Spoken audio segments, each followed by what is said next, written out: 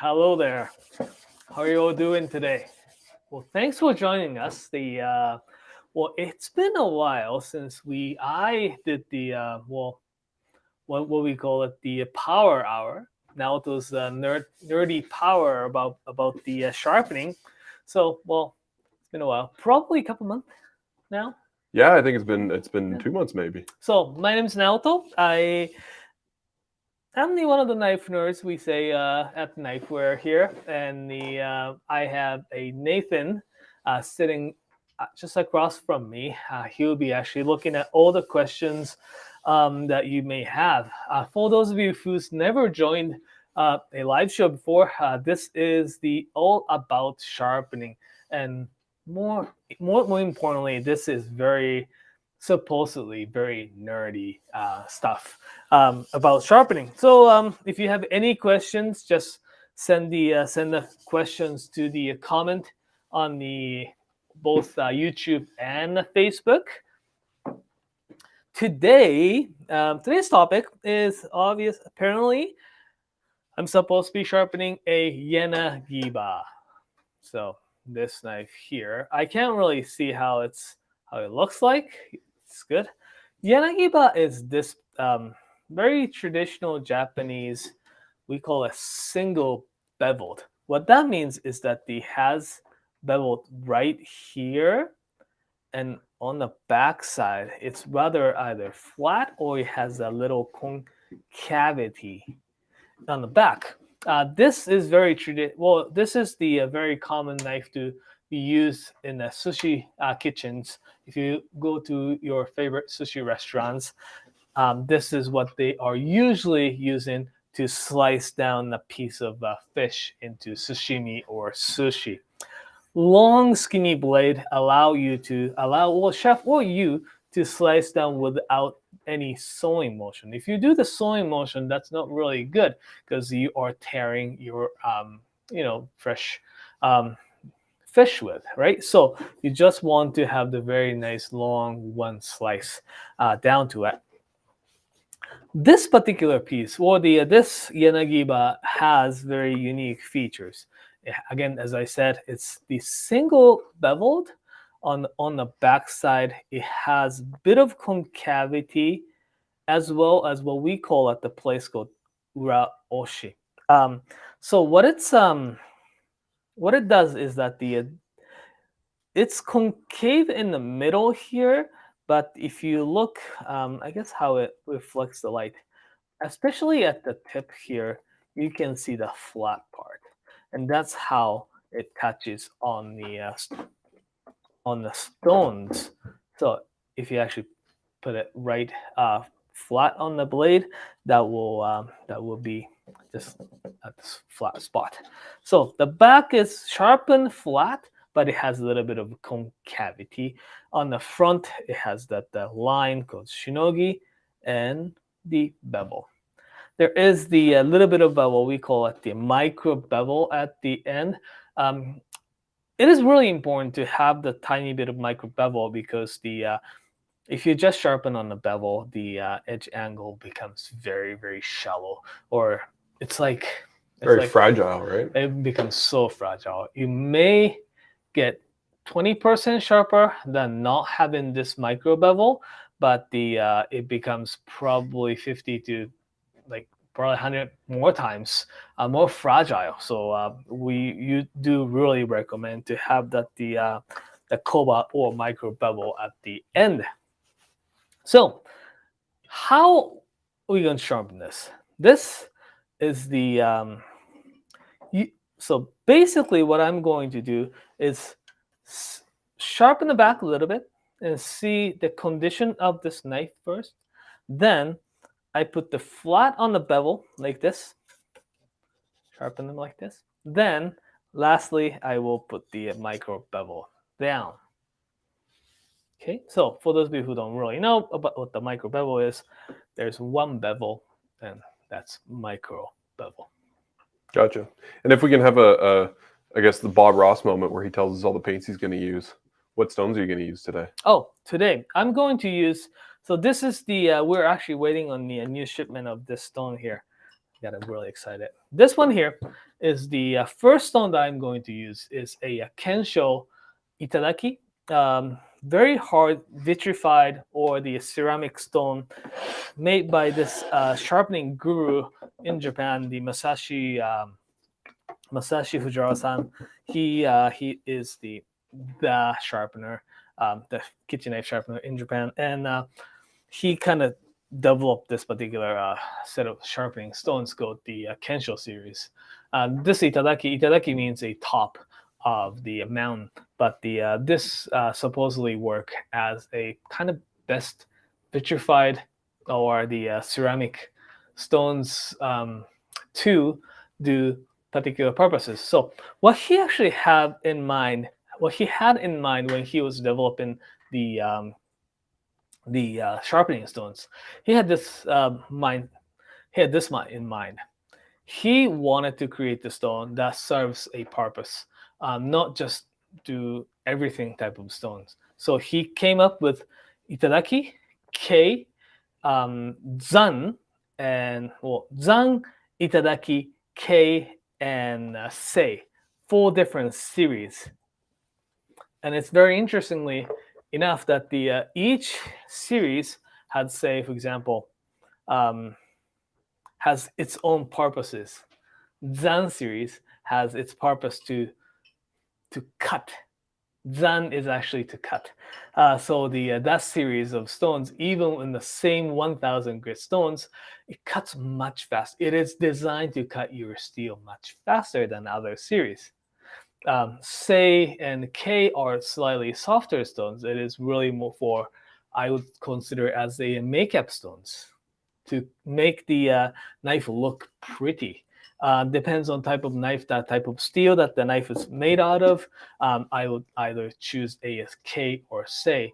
We do only have the K series because it's slightly softer than Sei series. That actually does very good job on that things. Anyways, so now today this one here is the Kensho Itadaki 3000 grit. What this does is it tells you the condition of your knife. I'll show you why.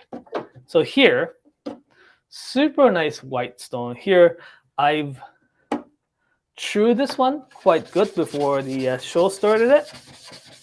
So it's nice and flat.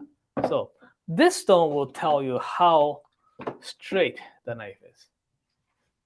So when I put the knife flat on the bevel here and moves tiny bit here, you see that the color change right here, but not so much here. I don't know if the camera I'll zoom in a little there. Okay, so you see that the part that's touched and the part that's not. So what I'm gonna actually do that again.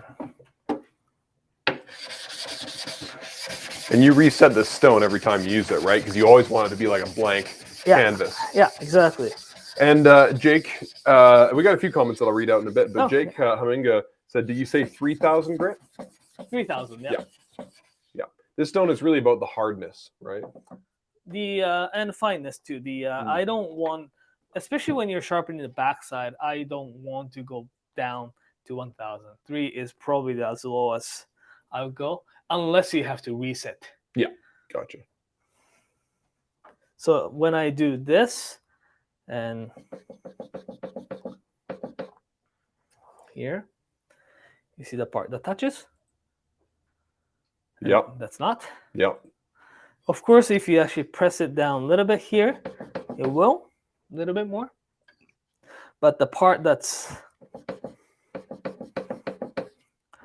it actually does. So hopefully it's just gonna, for those of you who sharpens your own knives and see the, we call it Uraoshi, that the back sharpening method, you probably have seen people doing this way. I've done that. This is great. I do it when I absolutely have to. This is me just checking, Gotcha. right? So because if I do this part may be flat. This may be part flat, and it kind of touches all the way like this, but it doesn't really tell you how if it's warped or anything. So this is really great stone to check your knives with first. It's relatively flat. I may actually gonna do, but you can see, like few strokes, it leaves the marks, and takes more than a few strokes to erase it. Gotcha. Would you say you definitely want to use a diamond plate to flatten this guy as opposed to a straight stone? Yeah.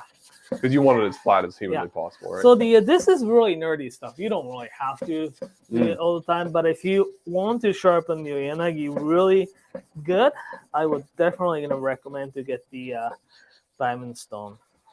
Gotcha. Similar things can be done with the very hard vitrified stones. Vitrified basically is a ceramic stones. The harder that is, it doesn't wear down as fast, so it's easier.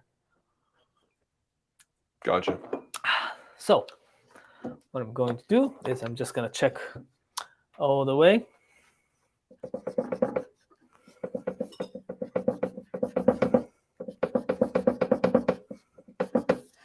And if you find a spot that's not flat,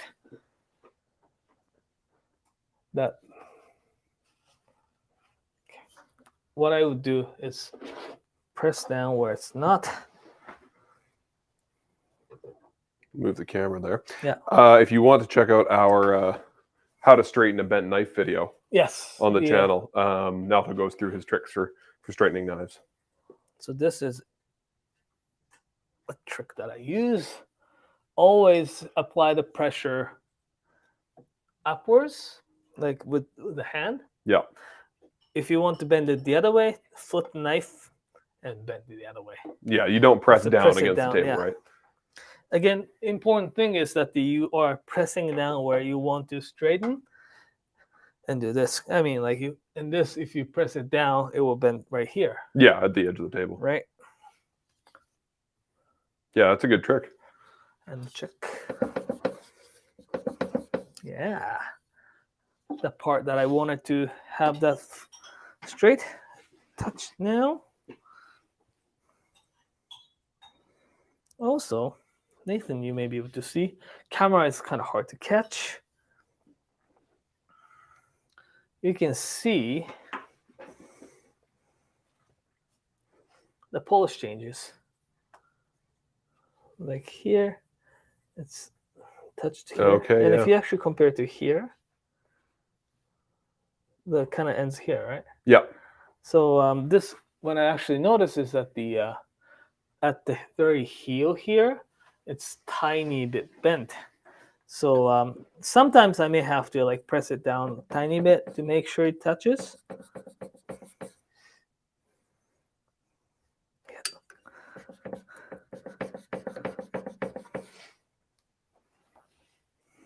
Yeah.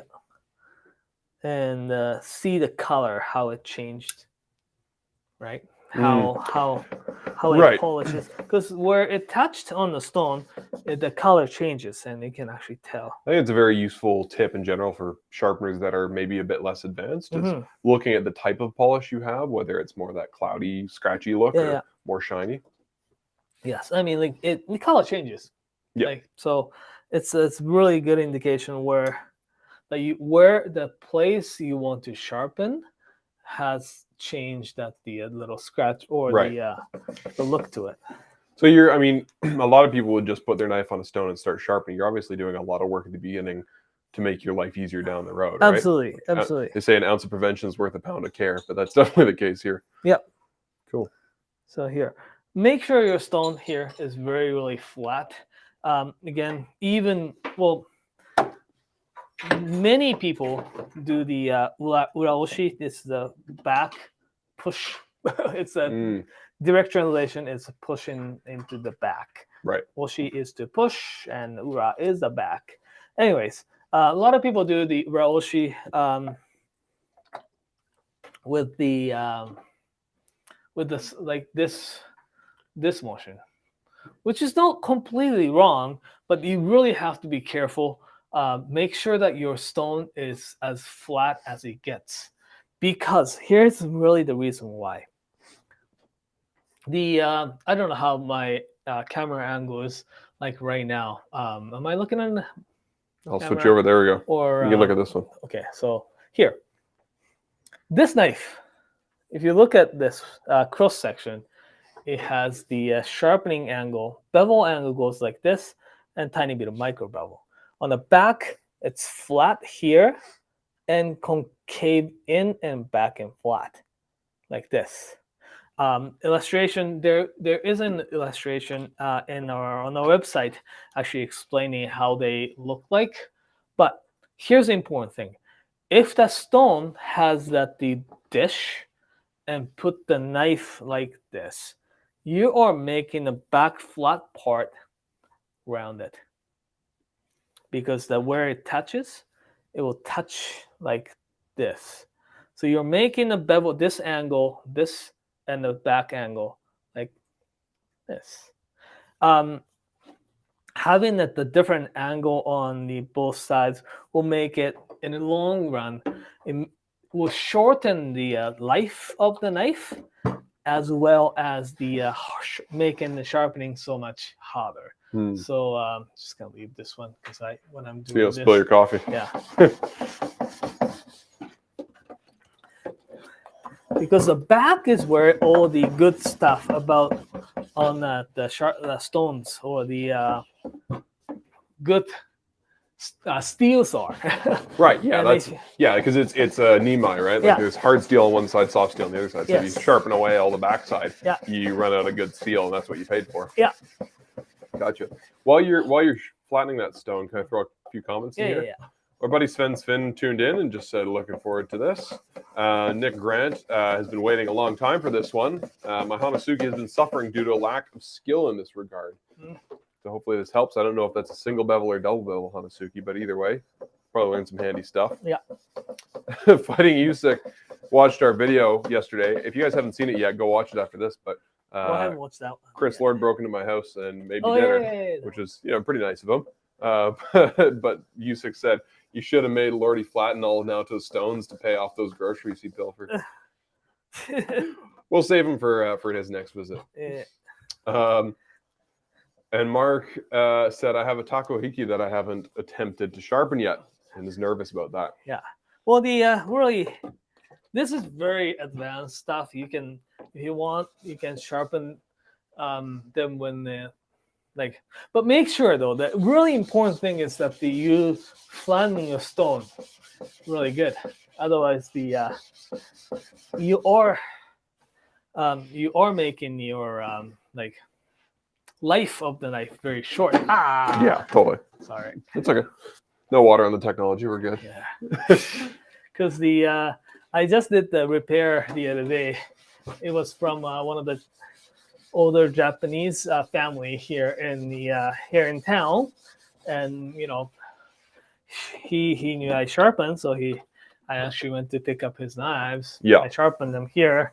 It was like good repair, so it kind of cost a little bit. But, yeah, was it one they had been sharpening themselves for a while? Yeah, exactly. Yeah. And then when I talk to them, I always talk about this is how it happens. Make sure your stone's flat. If you don't have proper equipment and you're not willing to these plates are not that not as cheap. No, they're not there. I mean, there's much as some of the nicer stones out there. Yeah, exactly, right. So and some of you, I don't say I don't want to say try not to sharpen them. If you do though, go to the back alley or find find your concrete, some concrete place. Yeah, very flat, hard, concrete, rough surface. Yeah, and you can just rub it a little bit. This definitely does much better job, but I do understand that I came up with this idea when I started at Knifewear, and I really hated flattening stones, and I had to do a lot of it because I wasn't very good at sharpening. But I think we should have a Kickstarter and invent a little box that you put your stone in, and it 3D scans your stone, and then a high-powered laser just perfectly levels it off for you. I want to make that. I'm sure it'd be horrendously expensive, but it'd be very cool. It's actually not that bad. Yeah. Do you got time for one more question while you're flattening absolutely. that? Okay, everybody, DJ Sergioto tuned in. Always got lots of good questions. Yeah. First one is, hi Naoto, I've been losing my fingertips from thinning knives on my Sharpen Glass 320. Yeah. I'm not feeling happy with the stone. What do you prefer for removing low spots? A Sharpen Pro 120 or something different? Moving low spots just requires a lot of patience. Yeah. The 320, I don't think I've used Sharpen 320. I use like 220. That's much more grainier, but it works faster. So that may be good, better option. But again, the taking all the low spots all at once is really hard because no knives are, especially Japanese, well, especially handmade knives, no knives are as perfect as we would like them to. Because when they are making knives, they use a big giant wheel that's like it's like several feet in diameter, right? Yeah, like about a meter tall, at least meter in diameter, right? Right. So it's like 3 feet. Yeah, it is actually 3 feet. They go sanchaku. So 3 feet wheel. Yeah. And it is big wheel, but it is still a wheel. So if you put that knife down and not making sure that you are trying to make a convexity, it's really easy to make a concavity, which is ultimately a low spot. Yeah. I mean, ultimately, it can take hours and hours to remove low spots, and so even like the best makers, it's pretty rare to have absolutely perfect bevel. And if you do, the knife is probably horrendously expensive. Yeah, exactly. Yeah. So what I would do is I'm just gonna stop at, because as you flatten bevel, or if you sharpen the bevel, in order to get rid of all the low spots, you may be making the bevel too thin and start to see the flaking effect. Yeah. What it means is that if you're making that steel too thin, it starts to look like a foil is coming out from the edge. And then you got a whole other problem to fix. Yeah. So so really it's just like patience. Like just sit in front of your TV with a flat stone and take your time. And I would say you don't always have to remove the flat spot entirely. It will eventually come out if you keep sharpening it enough, right? Yeah. So I'm just gonna explain what I'm doing right now, because I just made sure that the stone, or the knife was straight and the stone was flat. I am going to just do a little bit of Uraoshi back on a Kensho K3000. It's a little bit more softer stone, so that kind of polish is a bit nicer. Right. And this way, I'm just going the more traditional direction, I guess. Just because I want to just this what I'm doing right now is really to polish the back a little bit. Okay, one of the key is on the Uraoshi, or the back sharpening, is that the place that actually touched on the stone, you can see as it's been kind of polished on that side here. A little bit, yes. Yeah. Yes. You don't want to surpass anything. Like this only has about less than a millimeter thick. You do want to make sure this doesn't go any bigger than a millimeter. Right. You don't want to see that grinding line being really wide. No, except the tip part. This is kind of to make it look pretty. It just really did look pretty. Yeah, there's nothing functionally that it changes? Gotcha.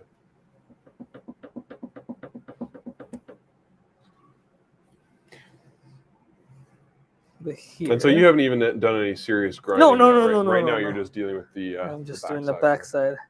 I don't know how long it's gonna take, Yeah. but I'm just gonna explain. So this here, the back has been Uraoshi. Created a new verb. Things that I may just gonna do a little bit more is that at the tip here there is a little bit of scratch left from the initial. This is actually one of the brand new knife, but it's got a little bit of scratch from the back on the back, so I may do tiny bit more to get rid of it. But same as removing low spots. Do you run a danger at this point in thinning out the tip too much? Here? Yeah. No, because I haven't really done the front side yet, right? Cool. So once you attain the really nice, kind of nice polish, as well as the flat back, not over grind too much. You don't again want to surpass any thicker than the millimeter wide on the Uraoshi. I'm gonna move to the.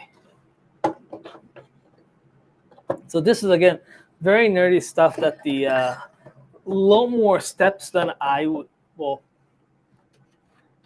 more like regular sharpeners would take. Right. This is more like hobby sharpening. And this is like because it's a class and because we're doing it on the live event. I like to do it. Cool. So which stone is this then? This is Kensho. This one. So this is also checking stone. Kensho Itadaki, but this one here is 1,000. So as opposed to 3,000, 1,000 grinds faster than 3,000, of course. Okay. I didn't want to use 1,000 for the back Uraoshi because the Uraoshi, you don't want to grind too much. Yeah, you want to be very careful. Cool. So this stone you're going to use to check the bevel. First, yeah. Right? Okay. I got a good question from E30 Birdie. How does one fix an Ura? Never seen a video of how they're even put into a knife in the first place. Oh, so there are several ways that how to put the Ura on them. So here, very interesting. So when there are a few different ways, but one I saw was so Japanese knives, especially the single bevels, they are made with the hard steel and softer steel on top, right? And they've been forged in shape. At the from the blacksmith shop to the sharpener, especially in Sakai, blacksmith and sharpeners are different entities, or they have different places, right? So the blacksmith forges the blade and sends to the sharpeners to finish. Single bevel knives, because it has two different steels put together like this way, when they heat treat them, they will bend quite a bit. They bend to the hard steel will expands. Yeah. So it will bend this way, the hard steel. Right. Hard steel, and bends this way. Right? Yes. So what happens is that the sharpeners, it depends on where, but this sharpener, what they do is they hammer the softer steel side, right? When you hammer the soft steel, it will come back here, right? Right. Right? Like this. So when they do the hammering to straighten, at the same time, they try to stretch this side of the steel into roll it out to this way too. Okay. So this was straightness. So it was like this, and they do this, right? They hammer the soft side to make this. At the same time, think this is a cross section here. They hammer the softer steel side to expand soft side so that it goes like this. So it makes that the little back concave, right? Interesting. You see here? You see? Yeah. So they do it like this. Not all of them are making that way. Some of them actually use the wheel. Right. Yeah. Most That's the people, style I'm familiar and with, they yeah. do that though as well. Like because it goes like this way, and if you actually see this, it has the grinding mark. So what I would do with the the vertical wheel is that I put that on the wheel like this way, go touches like this way, and it concave. Gotcha. Several different ways, Right. but that's how you want to make the back or the ura. Then Cool. oshi is really the flatten, right? Cool. So yeah, um, yeah. I hope that answers Yeah, your I hope question. so. Itadaki 1000. What I'm going to do is casually try to sharpen whole bevel like this, and I'll show you what happens. Cool. While you're doing that, so the initial question was, how do you fix an ura? Okay, Is so that something you can do? So yeah, if you can talk about that while you're sharpening, I guess. I have actually fixed the ura for my deba. I used the vertical wheel. It's much smaller scale. It's probably about the foot and a half, so like foot and a half in diameter, and I put it on the pretty flat, and I move it tiny bit like this. Yeah, right. To make sure that I get the concavity. Right. Then after I get the full concavity, I just put that on the flat stone to make sure that I get the. To put the oshi on. Yeah. Okay. Cool. Here, this is kind of a little bit tougher knife to sharpen because, so you may be able to see, may not. See the color changes, like right here. Oh yeah. It touched, and whole like right here, it's not touched. What that means is that I flatten the stone really good. But doing this and there a spot that's not touching, that means that's got quite a bit of concavity. Interesting. Like here, touch like. So almost similar to the Uraoshi, like the edges of the bevel are touching, but not the middle of the bevel. Which is really common. Basically, you have to kind of make a decision from this point. Well, the basic sharpening, so now I can see how much work I guess it requires. It has that some spots that's like this part is good, like more concave, and comes back here.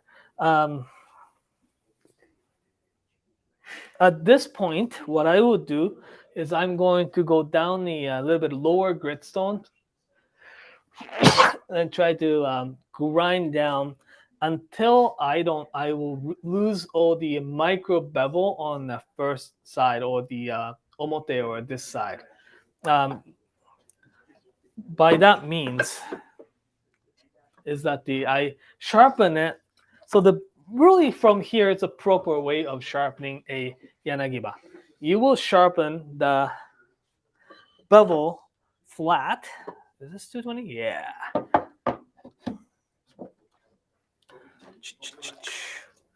So now now that you've learned this, yes, you're at the point where you have to move down to a much rougher stone. Yeah. So I moved down to really rough stone. This is the Knifewear 120 or 220. 220, yeah. Knifewear 220 stone. Okay. So I'm going to skip ahead in the comments here for a sec. Our buddy Bashatrex tuned in and said, "Can you show us how not to sharpen a knife?" Oh, maybe we'll do that for April Fools. Yeah. Well, this particular Yanagiba or the Yanagibas, one thing that you want to avoid is that they sharpen on the really, really warped or dished stone, as well as the just sharpen at the koba or the bevel. Right. Because you're making that the edge way too thick. And after that, it will take like hours and hours to actually fix it. You also don't want to sharpen it like a double bevel knife. No. But we've seen that enough times. Well, unintentionally you are making the double bevel looking knives by using the non-flat stone as well. So just be careful, especially when you're doing the backside. Yeah. Yeah, be careful. Yeah. Be careful of the coffee. Be careful of coffee, yeah. We do have one video that kind of relates to that that we just shot. Naoto and Lordy watched some videos about electric sharpeners and knife sharpening gadgets that you probably shouldn't use to sharpen your knives, and they kind of gave their critical feedback on them and talked about like things that were actually good and bad technically, but then also kind of just made fun of them a little bit. Got time for a question there, Naoto? Yes, absolutely. Please. I'm gonna mess with the pronunciation here probably, but A.N. Hunter Ishikawa said, "Is there a difference between Koba and Itakoba?" Or sorry, Itoba. Yeah, sorry. Not so much. When I talked to actually a Masashi Fujiwara-san, he was using those interchangeably. Ito means a thread. So itoba usually refers to a thread as thin as thread, right? So koba is the those two words are very used interchangeably. Masashi Fujiwara-san was using the itoba, but it's the same thing. You sharpen the bevel first, then put the angle like this and put the itoba. Okay. Itoba is really, I like both words, but itoba is really good because the itoba refers to that the koba or the micro bevel has to be as thin as thread, right? So I like the word, and but those two terminologies are interchangeable. Cool. Okay, interesting. Our buddy James Wang just tuned in and said, "Hey, how's it going?"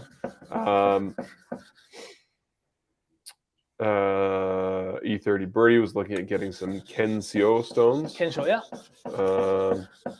DJ Sergioto had another question. So my second question is about kasumi finish. Yeah. What synthetic stones do you recommend for that sexy hazy finish? I've had good experience with Suehiro Serax 1K or Nanowa Pro 1K, which would also be the I would have learned those as the Chosera for people that maybe know the old name. What do you recommend? The really nice stone is the Kensho K 3000 or 6000. It gives you really, really nice shininess on the Hagane or the hard steel, and very nice smoky finish on the softer steel. Cool. That works really, really, really well. I that's my go-to stone. You could use if you want to really nice shininess on the Hagane, you can definitely use the Knifewear 4000, which is very similar to the whatchamacallit, Kagakutoishi, the Naniwa Kagakutoishi 4000.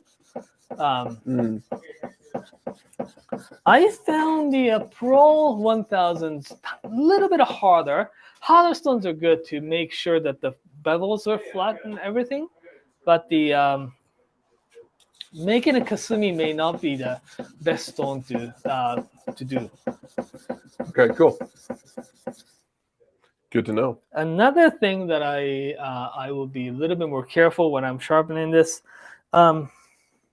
is that one of the reasons why I want to make sure one of the reasons why I want to make sure that the knife is really, really straight is that if the knife has a little bit of bent, like wave, or the it's actually bent quite a bit. As you sharpen the same rate, you're grinding one part faster than the others. And it happens to my Usuba once.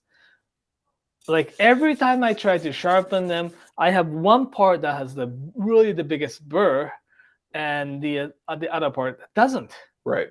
And the biggest, especially when you're sharpening single bevels, burr means you're actually making it really, really, really thin. Yeah. And when that happens, you start to see that little flake off of the aluminum, like foil looking metal. You can tell you've done something wrong. Start to flake off. It looks like your knife is like dissolving. Yeah. It's bad. Especially Usuba is hard because with Suba, you are you can't keep your profile flat. Mm.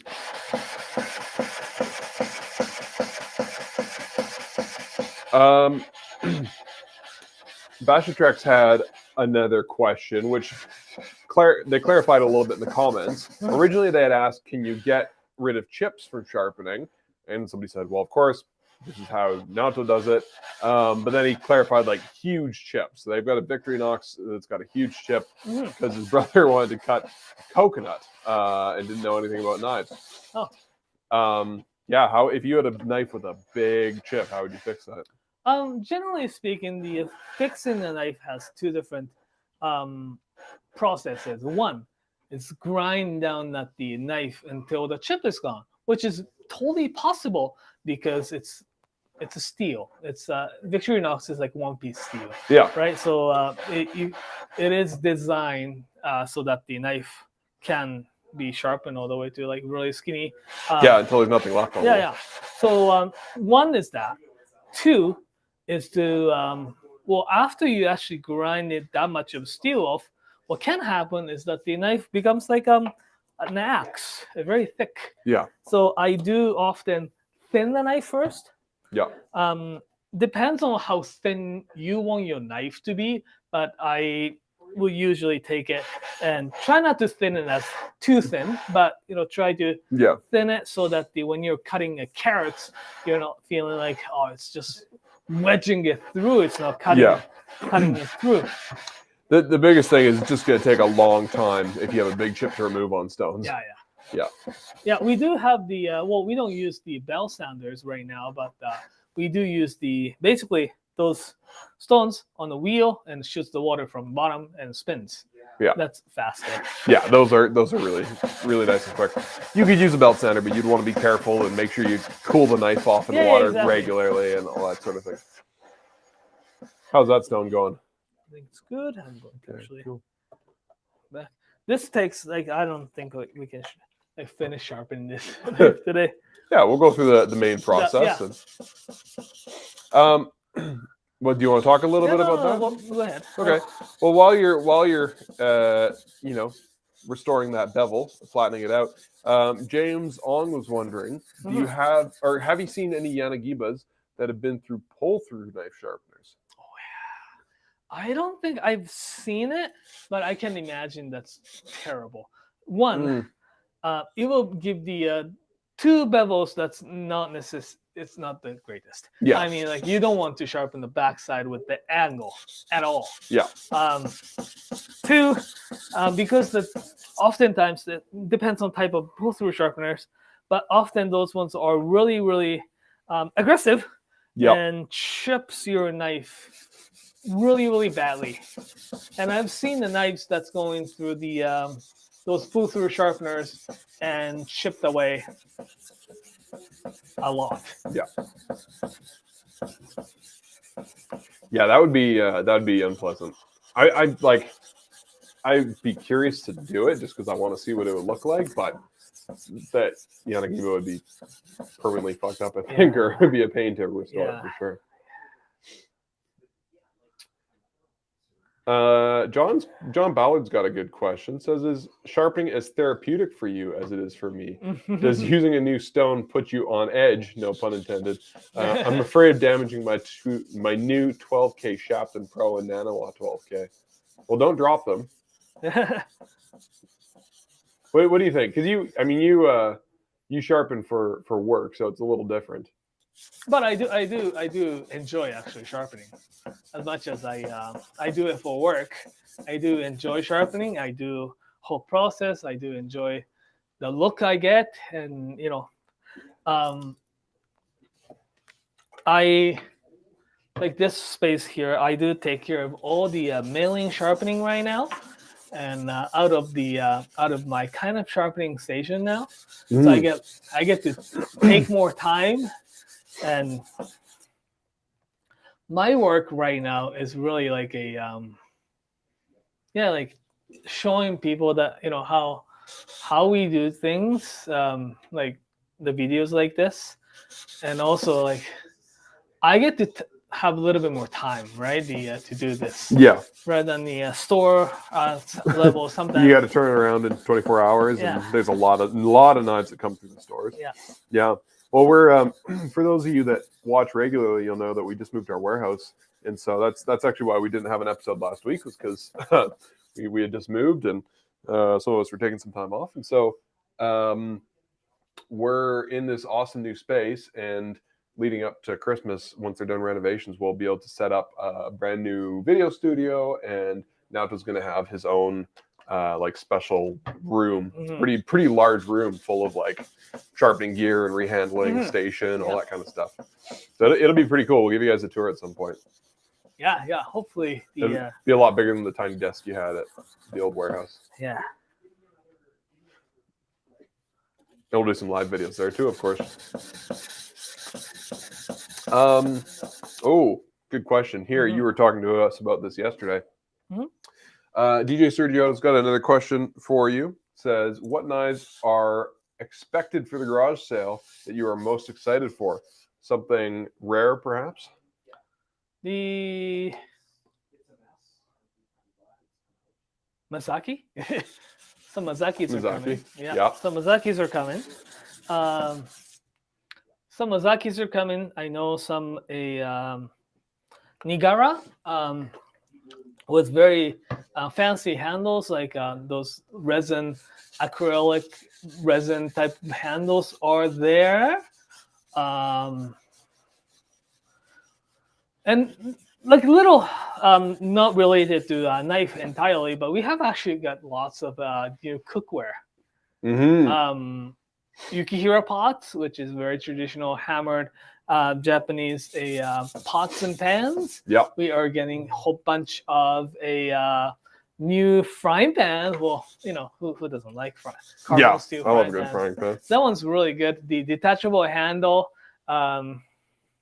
They're weird. I thought they were gimmicky, but I'm once I saw one yesterday, I was pretty sold on it. It's really nice. Excited. Like the shape looks like a plate. Yeah. And basically, what you can do is that you make a steak and stuff like that. And idea is really from the kitchen to the table directly. So you have the detachable handle. You say sear your steak, put it in the oven, and you take it out from the oven with the really nice detachable handle. And you put it in the plate or the table, and I like that. Yeah. It's a pretty cool style pan. Yeah. I might have to get one. So that's something that I'm really excited about. Donabe. Some donabes are actually here. It's just time of the year. It's getting chillier here in Calgary zone. Yeah. I think for. Yeah, it's getting cold. Yeah. So it's time to cook some nice warm winter food. Yeah. Okay, let's do. Do you got time for a few more questions? Yeah, absolutely. I guess this is probably the slowest part of the process. Yeah. Sven says, just an add on for the Uratalk. Could you use a sen for making the hollow as well? Possible control versus speed issues? You probably could use sen. The one thing that you have to be really careful is that after it's been hardened, it's really hard to grind, even with your sen. Because sen's been hardened, but the backside is pretty much all hardened steel. So I don't think it's going to work. Even, say, for example, engraving is usually done by the say, bit harder steel than these. Like I do know some people are using the high-speed powder steel, Rockwell, like 62.3 to engrave on these guys. But they even with those, you can't really do on the back. So using the sen on the back will probably be more manufacturing process rather than the restoring or repairing process. Gotcha. For those of you who don't know what the sen is this tool. It's got a blade like this. Yep. And the handle. Yep. And often they do this way to get that little concavity or the. Okay, cool. And it's pretty common tool to be used in plane making. Also, the Shigehusa, the Iizuka-san, use this to even the flatness out. Cool. Interesting. Another one from E30 Birdie says, I need to figure out what I want next to feed my stone addiction. I have a few Nanawa Pro stones and quite a few Imanishi stones. Kensho has really caught my eye, but they're quite pricey. Maybe Sharpen? Maybe Sharpen. The again, Kenshos are great. If you are to get the one stone to say check, get a one say Kensho 3000 or the Itadaki 3000. It is a little bit more pricier, but it's much thicker. It's much thicker than the other type of stone. Yeah. So per millimeters, Yeah. it is not actually that more expensive than the other stones. But yeah, that makes sense. Yeah. Okay, cool. Kind of like the Nanowatt Pro, like they're pricier, but they're really hard and they're thick. Uroi Pansu would like to know, Naoto, do you prefer making your single bevels completely flat or a little bit convex? Oh, convex, always. What it is that it makes it a little bit easier for the food to fall off, especially when you're doing this motion. It kind of falls off much easier. Too flat makes it a little bit hard. When you have the knife like this, it has especially the hand forged knife, it has the gradual taper on the spine. Gradual taper, right? Some people call it the distal taper. They often done it by the hammering. Right. So what happens is that if you keep the same angle on the bevel, you can't really sharpen them because thicker part, because the spine part is like where the handle meets the blade. This is the thickest, and this is thinner. Right. If you're sharpening at the same angle as here, say 5 degrees, what happens is that you're grinding too much on the heel. Gotcha. Okay, yeah. So it's actually, if you follow the bevel, it has slight different torsion to it. The angle increases. Yeah. Yeah. It's like a little twist to the plane. Yeah. Oh, interesting. So it's really hard to make it actually completely flat. Right. Yeah. And you probably don't want to. That would probably be bad. Okay, cool. Damon Spector was wondering if Lordy left any surprises under anyone's pillow during his cat burglary. Besides empty cans and bottles, I think he brought Mike a 2-pound bag of cheese curds. Oh. that was about it. I think he did make me a pretty delicious meal and left a whole bunch of chutney in my fridge, so I wasn't sad about that. Yeah, that's it. It was also just nice to see him. Yeah. Believe it or not, we actually really like Chris Lord. He's a pretty great guy. Yep. Let's get to hang out with. Yeah, it was nice. Got to have a few drinks with them and chill out. Yeah. All right, how's that going for you, Naoto? Pretty good. This one actually takes quite a bit but the process is actually really just patience, right? Like do it until you don't see that any micro bevel or koba or the itoba, and feel the burr back on the flat stone. And progress up to. I'm probably gonna finish this bevel with 6,000 and micro bevel with 8,000. That's what I'm hoping to do. I don't think it.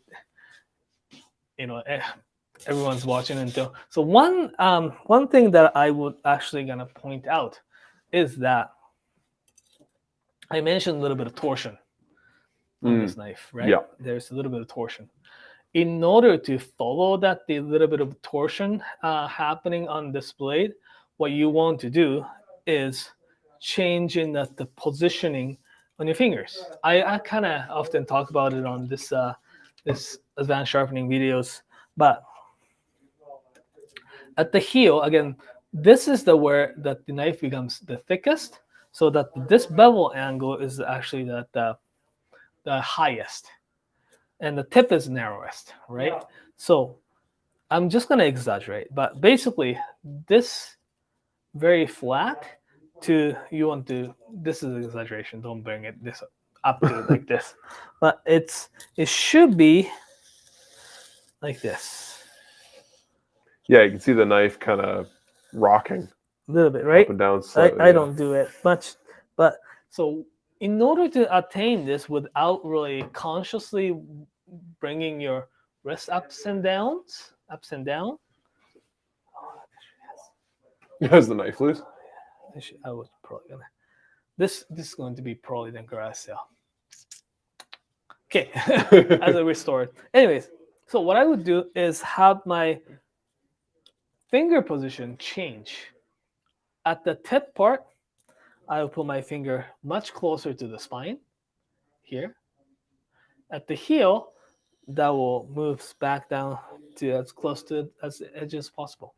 So Mhm. this line is the line I will always follow. That's a really good tip. I like that. Yeah. Cool. Damon Spector said after Lordy visited, all your beer would be missing. Joke's on him. I had been making my own cider and he didn't find any. Mm. He did find my cider vinegar though, and he used it all up. NJVR is wondering, how many knives do you get for sharpening in a day? At the store level, we get a lot of sharpenings. Yeah. The Like dozens a day. well, at least. Dozens, yeah, multiple dozens. Yeah. Yeah, probably anywhere, depending on the day, anywhere from 20 to Yeah. I mean 50 on like a busy weekend. Busy day, probably. weekend, yeah. Thanksgiving. Our mailing sharpenings, we don't get that many, but we still get the quite a few. Yeah, I would get dozen or two, dozen a week probably. Yeah. Yeah. And I try to just sharpen them probably in a couple of days to up to a week. Sometimes it gets Yeah. left out a little bit longer than the should be. John Ballard wants to know, is the sharpening process the same for a deba as a Yanagiba? Yes. Sweet. Yeah. Pretty much. The only thing you have to be careful with deba is that the this torsion will become much more pronounced. Right. Because the what you want is a much stronger heel. Yeah, because it's going to go through bones and stuff. Yeah. But the tip I actually make it a little bit more wider bevel so that when you're, trying to open up the belly and stuff like that, you have a little bit more control and fineness. So that's what I usually do. Also, the last edge of the koba or the itoba, you want to finish at the somewhere probably 2,000 to 3,000. Try not to make it too smooth so that it still leaves a little bit of bite. Cutting into the skin of fish, those ones you don't need really fine, smooth edge. No, you want something that's got a bit of strength to it. Yeah, a little bit of teeth too, right? Yeah. Some tips that I sometimes do is that the koba will definitely put the koba on like this. Mm-hmm. And the last about 2 inches, I do put very light koba on the back as well to make it a little bit more like 1, 2, 3. Gotcha. Okay, interesting. But very lightly though. Yeah, like you barely don't notice make a bevel. like that thread edge. Exactly. You told about. Yeah. Okay. Cool. E30 Birdie said they're going to grab the 1K and 3K Ken show, see how they feel. Yeah. Especially compared to the Nanowatt Pro 3K and Tamago 4K. When do you think we'll get those? I am waiting to hear back. Apparently, they are ready. Oh, wow. I kind of stopped hearing from them as the shipping global supply chain has been kind of weird. Yeah. This supplier always uses a Canada Post or the Japan Post Services, but Japan Post Services doesn't have any. They don't accept anything to Canada right now. Oh, nice. Awesome. So I have to arrange something else too. And it's been like that for a very long time. Right. Since the beginning of the pandemic. Fun. It's like often those, postal parcels are picked up by the it's like Air Canada and regular flights, right? Yeah. And those flights have been greatly decreased. Yeah, no kidding. Got a good question from dhop310. Nathan Naoto, can you recommend any artisans for custom handles? Looking for a handle for my Kiyoshi Kato Gyuto. Oh, nice, Kiyoshi. Well, we've got some kind of in the works right now, right? Mm-hmm. We are getting some custom knife handles soonish, like those resin handles. We have some like really cool quince burrow handles, but with the buffalo horn, and it does have the more traditional Japanese construction that has the wood core in it. Those ones are going to be really nice. Yeah. Not so much. We don't really know much makers though, eh? Yeah, not really. I mean, there's definitely folks out there online. You can find them on Instagram and stuff. Sometimes getting them can be tricky because they're busy. A lot of them, it's not their full-time job. They're doing it as a hobby. So actually getting it done can be tricky. But yeah, we do have some handles that we're working on. So if you're not in a hurry, D-Hop, keep your eyes peeled because we'll get some good stuff in soon. TJ Rona was wondering if we're going to get, I've had a few people ask this actually recently, any Hinora knives for the garage sale? Not the Tsukasa. Right. We're getting some Ajikataya, the like mainly done by the Mutsumi Hinora. Some hunting knives, the 120 millimeter hunting knives, they are coming. They're pretty nicely made with the leather sheath. So these are coming. Hopefully next year we'll start to see a little bit more Hinora knives coming in. Hoping to. That'd be nice. It's been a while. Yeah, I know. John Ballard wants to know, do you recommend Nagura stones and what grit for what grit? Anyone aware of how it's made type videos showing how whetstones are made? We should make that video sometime. So the Nagura stones are cleaning stones. If you are, or the synthetic ones at least. Yeah, the synthetic and natural. Synthetic Nagura stones are basically works like an eraser. So would you need it? If you're frequently enough to flatten a stone, you probably don't. Like this, right? But it's great for the stones that actually a little bit more porous, clogs it up. Those stones, those Nagura stones comes really handy. Beikai, Imanishi, Kitayama, Arashiyama, 6,000 and 8,000. Those resinous stones are a little bit more easy to clog it up. Yeah. Those stones, synthetic Nagura stones are great to clean up the black streaks off. Something like a like really hard dense stones, I found it doesn't really do much. Another thing, for natural stones, you definitely want to grab a few, maybe like Nagura stones if you're especially to sharpen a stray razors. But it really depends. The Nagura stones, what they do is for the natural stones, that is to kind of give the different grit from what actually the stone is that you're sharpening on. Right. Kind of slightly rougher grit to it. So kind of like helps it along a little bit. Yeah. Yeah. Kind of like a catalyst in a way. Yeah. Okay, cool.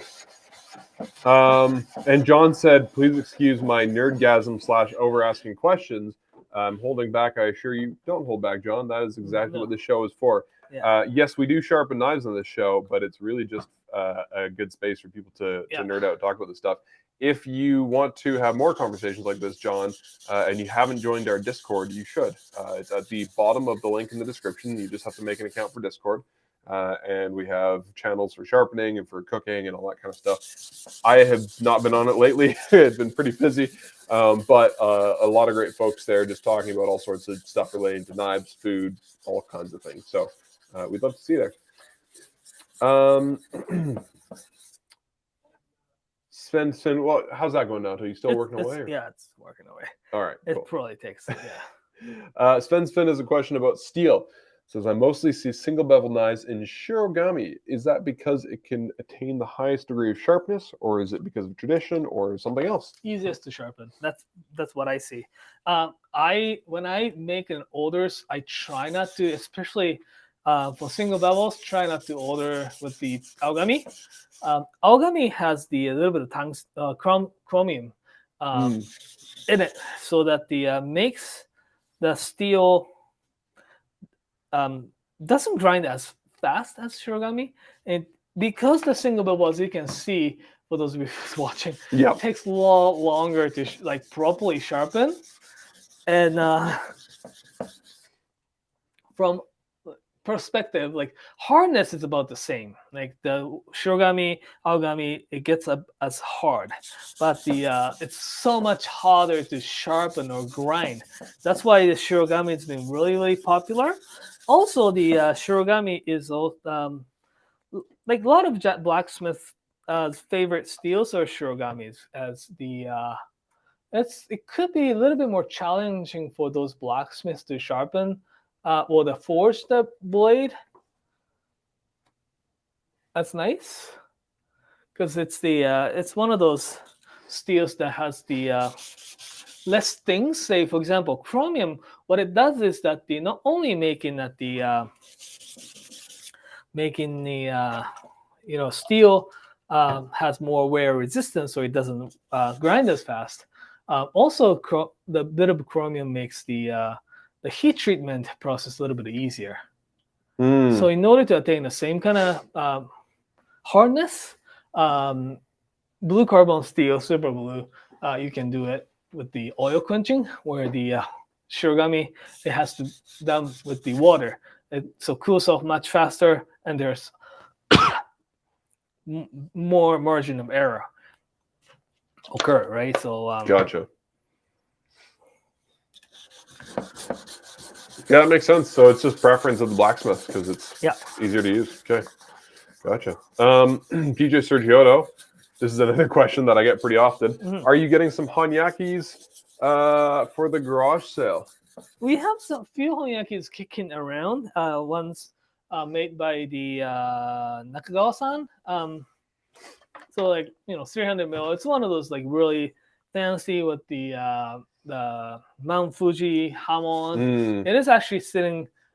We do have them in our stock. Nice, they've shown up already. Yeah, mirror polish, quince burrow handle with quince. Oh, nice. Yeah, so that one's there. We try to get the nice honyakis as much as possible. Say when we see, we had one from the blacksmith, the Ikeda-san, actually Tatsuo Ikeda, who passed away a couple years ago. When we had an opportunity, we actually had them in our. But yeah, so we occasionally have honyaki knives. Yeah. And we sometimes have them in regular stock as well. Hiroi Pantsu followed that up right away, asking about honyakis, but also asking about shigefusas, which is another question we see a lot. I figured it's worth probably answering. Probably not this. We get the shigefusas when it's available. Yeah. And that's the answer. We just kind of jump on it when it's available. And absolutely, yeah. Often that's not when the garage sale is, just because it's very random. Yep.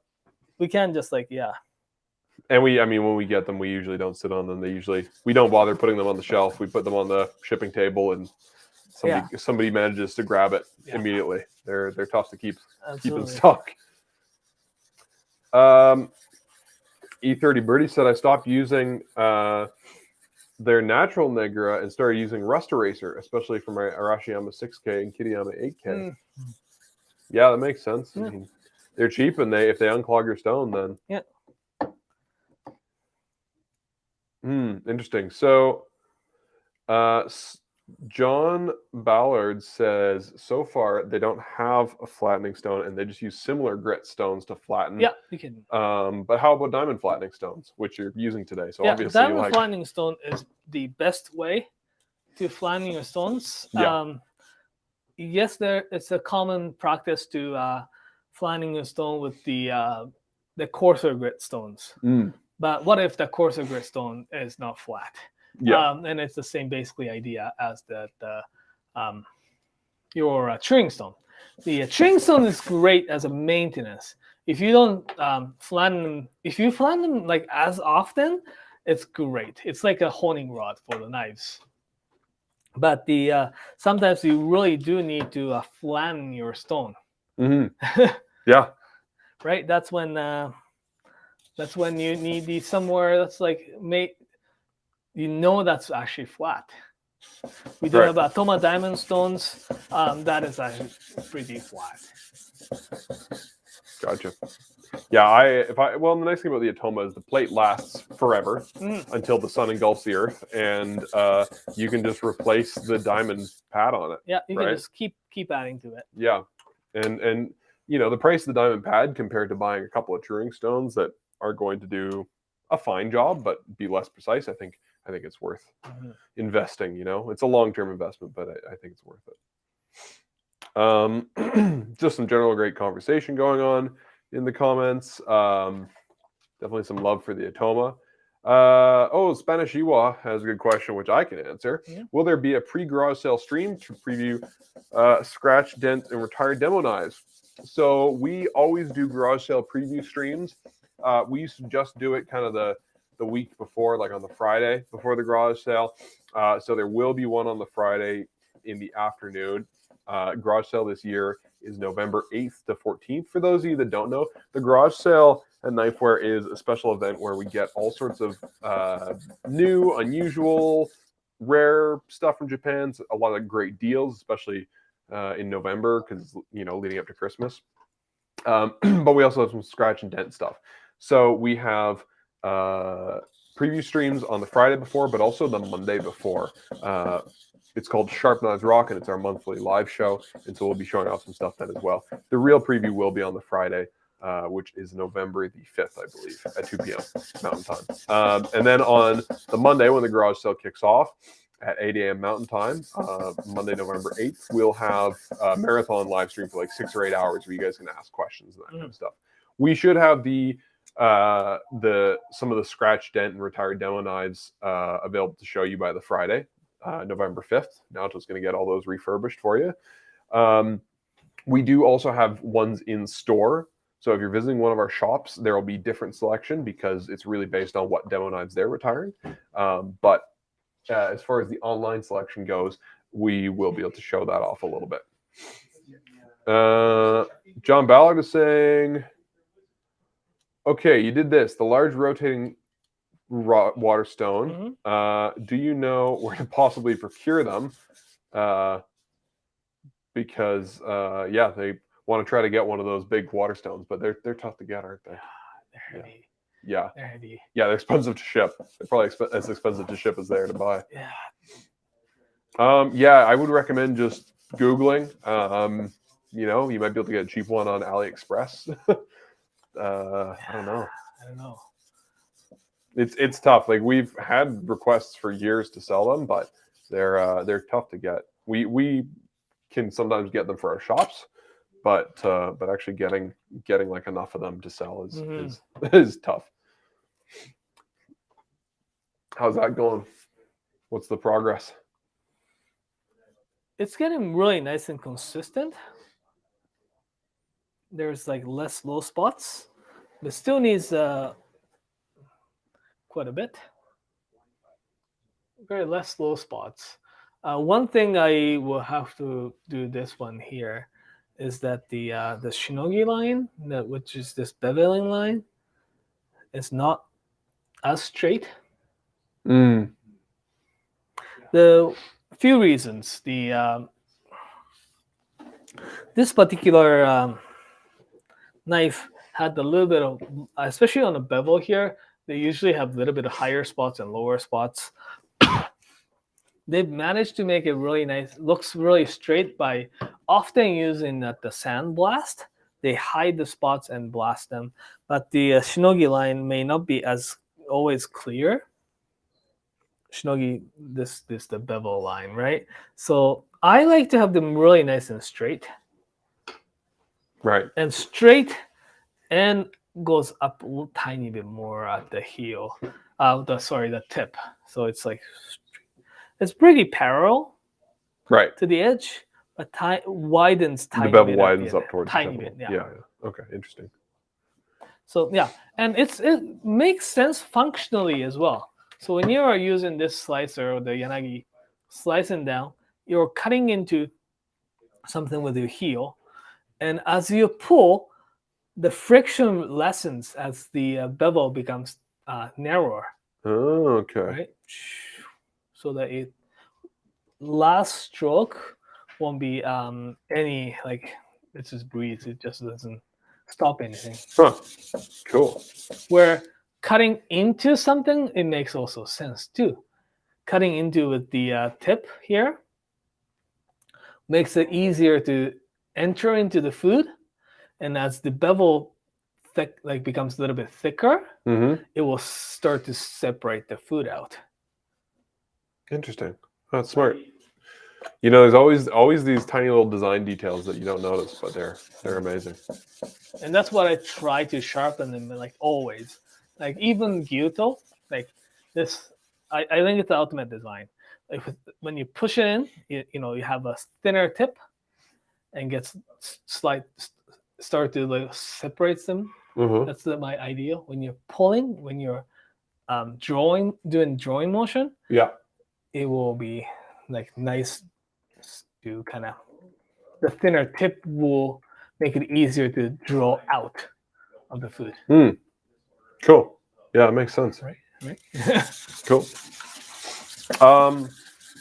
John was also wondering when the garage sale is. I'll put a link to it in the description to our article on our website about it. But it's November 8th to the 14th. If you're looking for something rare, one of a kind, really unique, that's the stuff that's going to sell first thing on the Monday. It really does. Some of it goes quick. But if you're just looking for some great knives, there's great stuff to be had all week long. And it's really just kind of a fun event. We have like these crazy big live streams that people tune into, and people line up outside of our shops, and it's super, super fun. Yeah, so I just threw a link in the comments there. And yeah, that's probably all you need to know. Just make sure if you are wanting something special, it starts 8 a.m. Mountain Time on the website, and then 10 a.m. local time in stores. John was wondering if we do sharpen chisels and plane irons freehander with a jig for angle. We don't. I mean, I'm sure some folks watching do. We don't sharpen a ton of woodworking tools. We don't offer. Yeah. I am practicing on my nice. My plane blades that it's a Japanese plane blades. Nice. Plane blades, especially the Japanese. I don't want to say especially, but the plane blades, planers are much more requires much more precision. Mm-hmm. Reason why? Because you're making the things flat with the blade. Yeah. You want to like this. If this knife is like tiny bit like warped, it's not a problem. Because the food that you're cutting, like basically it's a sashimi. Yeah. It's just gonna, it's a flexible thing after Yeah. Right. you cut. Right. But when you're trying to make a like table flat or making a furniture, tiny bit of Oh yeah, a tiny variance is not a good thing. Yeah. Yeah, and even a tiny bit, especially when you're doing like high quality joinery and that kind of thing. Yeah, exactly, right? Yeah, there's not a lot of margin for error. No. That's why I don't do that kind of stuff, because I would F it up. It's very So the bevel has to be like perfectly flat. Edge has to be perfectly flat. And everything. It's just really is like another level of sharpening. Yeah. Yeah. If you don't care and just sharpen enough, we can sharpen them. At the end of the day, the reason we don't sharpen them is because we are kitchen people. A lot of us, our chefs or we're chefs or love to cook.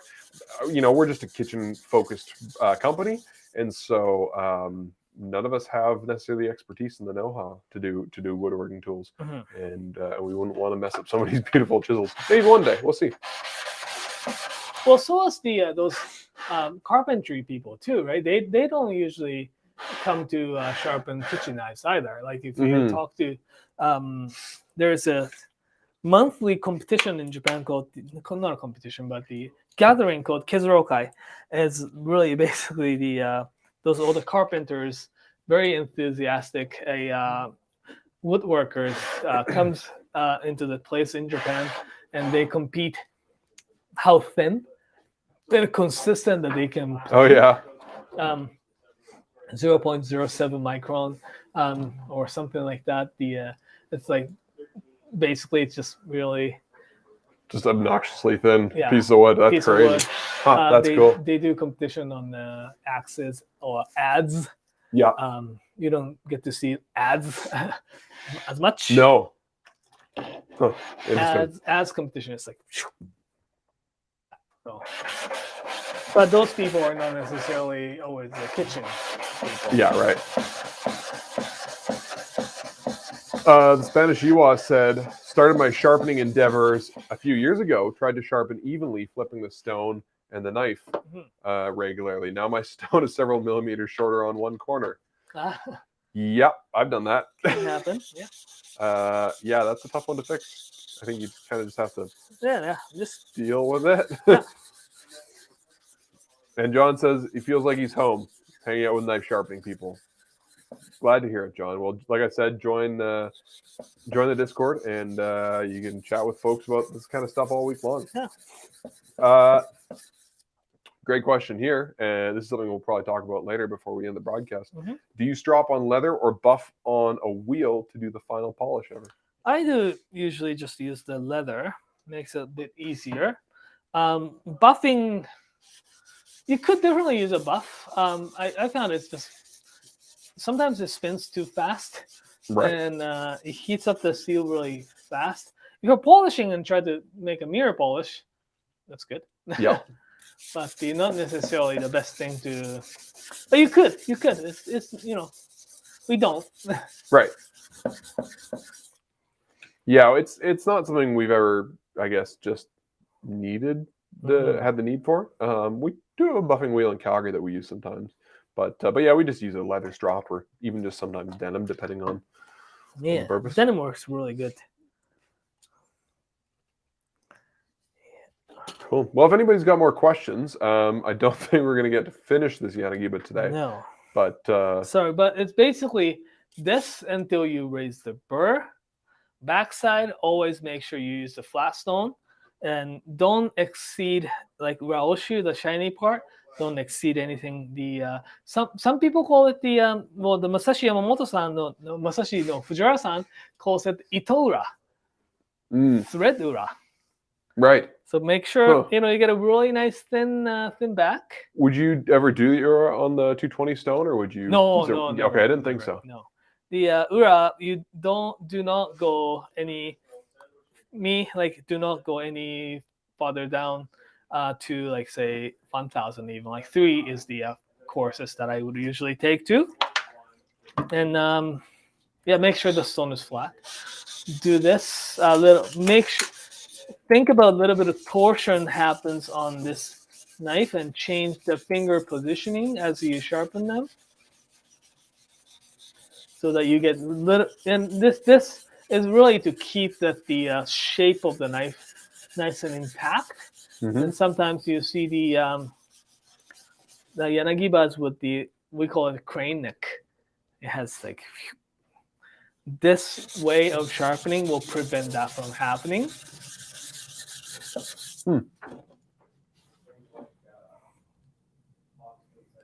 Yeah, if anybody's got any more questions they want to sneak into the comments, please do. We'll stick around a bit longer. I hope you guys learned some stuff about sharpening a Yanagiba today. I mean, it's a long process, especially if you've got some correcting to do on the bevel. Especially, yeah. Yeah. But if you have any questions about that, or about the garage sale coming up, or anything else, let us know.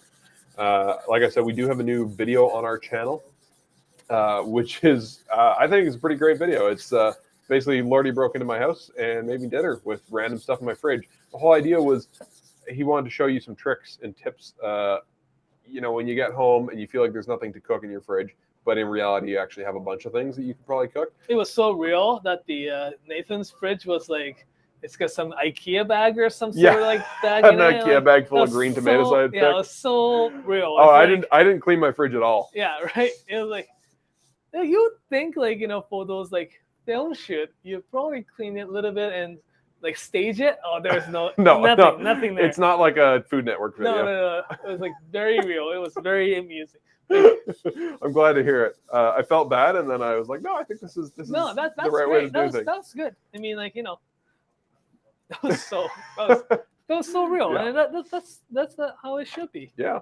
If you're not already subscribed to the channel, we have great stuff every week. We have live streams several times a month, but we put out also a recorded video every week. So please subscribe to the channel. It would help us immensely. And if you haven't given the video a like and you enjoyed the video today, give it a like. Yeah. If you didn't enjoy the video, don't give it a like. Yeah. No. Yeah. Give a like anyways. Yeah. And yeah, if you want to see more of our warehouse, we're going to be building a film studio pretty soon and building a better live streaming space.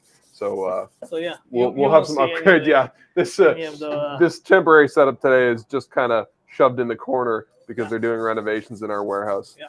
And there's a bunch of random junk on either side of Naoto. Yeah. But we will have a really great setup soon. Naoto's going to have a whole room for activities. So yeah, we have a proper sharpening studio soon. So yeah, I'm pretty excited for that.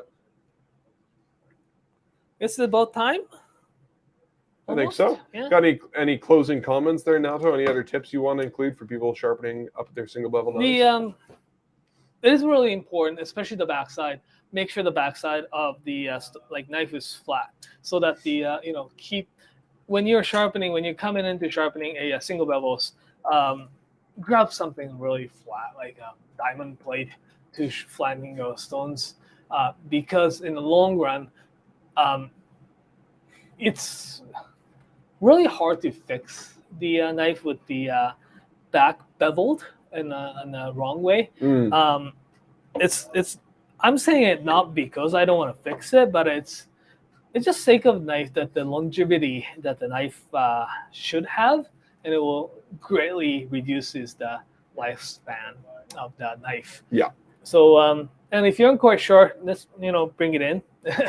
We are more than happy to sharpen your knife for you. Yeah, we'd love to. We have a mail-in service too. So if you're not, obviously we have shops, as you may know, in Calgary, Edmonton, Ottawa, and Vancouver in Canada. But we accept mail-in sharpening from anywhere in North America. Yeah. We also have a lot of good instructional videos on our YouTube channel. Yeah. Right here where you're watching. There's a whole playlist that Naoto's made, and I think there's a couple of videos from Francis too. And make it like we do this sharpening, advanced sharpening, or the Naoto's Nerd Hour. There you go.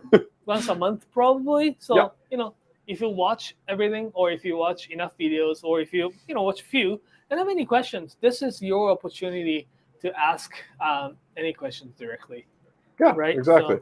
So, you can also reach both of us by email. Naoto, Naoto, at knifewear.com. That's WEAR.com. You can reach me, Nathan, at knifewear.com. And I just popped up Naoto's Instagram on the screen there because he posts crazy repairs and sharpening and tips and tricks, and sometimes really just delicious Japanese food every week on his Instagram. So check him out there for good stuff. And garage sale again is coming in November 8th. The second Monday of the so basically about the knives that we don't usually carry, or some knives that we can't really just keep them in stock because the production is so small. As I said, some Mazaki knives are coming, which we haven't seen it for 2 years now. Oh yeah, right. I kind of forgot about them. They're really sweet knives though. And, maybe there'll be one left over after the first day, and I can buy it. Lots of cool small kitchen gadgets, small cookwares and stuff like that are available. So stay tuned. And, check. John Ballard says, "When are you selling spring hammers?"